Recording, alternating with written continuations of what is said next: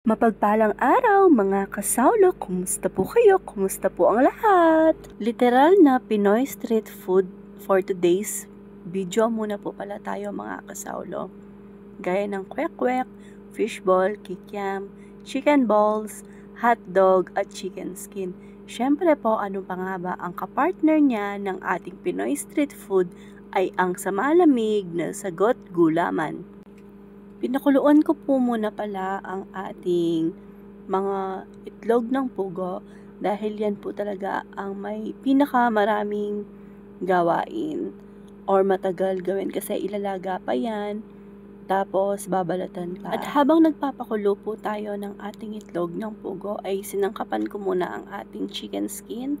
Simple lang naman po, asin, paminta, seasoning granules at itlog. Pagkatapos nating i-mix all together ay iset aside po natin. At gawin na muna po natin ang ating suka. Kailangan natin ng sili, pipino, bawang at sibuyas. Food processor po pala yung ginamit ko dyan. Tapos naglagay po ako ng konting suka para hindi po yan dry pag pinaikot sa food processor. Tapos sinangkapan ko po yan ng sugar, asin, paminta, ginisa mix, at binlender ko po or food processor po ng maigi para mag-mix all or bind all together po yung mga nilagay nating pampalasa. Bali 1.5 liter po na suka yung nilagay ko dyan mga kasawlo at sukang pula po pala yung gamit ko sa ginagawa ko pong sausawan na suka. Mas gusto ko po yan kesa sa sukang puti.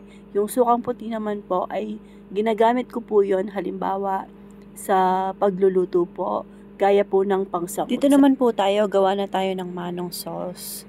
Ayan po, naglagay ako ng garlic, brown sugar, pero wash sugar po yung nailagay ko kasi wala tayo. Asin, paminta, 2 tablespoon cornstarch, at saka 2 tablespoon ng harina po. Naglagay din po ako ng toyo dyan, pampakulay, at garlic powder. Tapos, haluin lang po natin yan hanggang sa ma-dissolve yung harina at saka yung cornstarch. Bare, nung dinidissolve ko pa po yung harina at cornstarch, hindi pa po nakabukas yung apoy natin. Pero sa part na po na yan ay nakabukas na siya. At kita nyo naman po, lumalapot na siya. Yan po yung OG na manong sauce, no? Yan po yung masarap na manong sauce. So, ayan, natuna po yan mga kasawlo. Bale, tayo po pala lahat nagluto ng ating mga street food. Ayan po, gumawa po ako ng kwek-kwek butter, harina, asin, paminta, at saka para mas lumaki po yung mga kwek-kwek natin, naglagay po ako ng baking powder.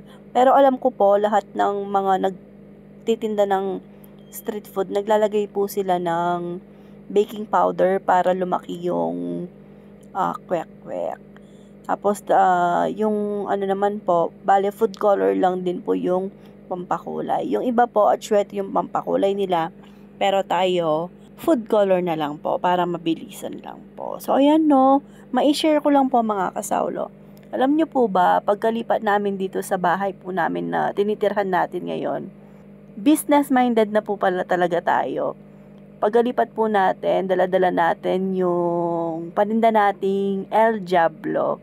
Kaso ngayon po, dahil nagpa-practice po tayo ng salita po ng Diyos, kaya hindi na po natin itininda. Kung magtitinda man po tayo, ibang pangalan siguro yung ipapangalan natin.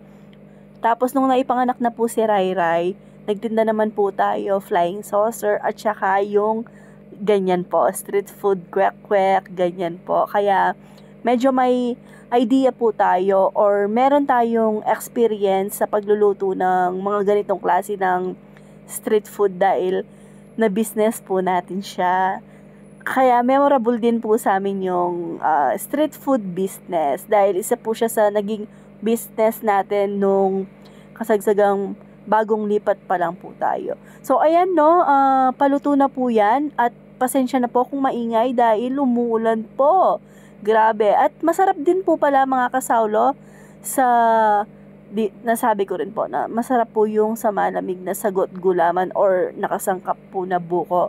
Yun po yung masarap i-partner talaga sa street food.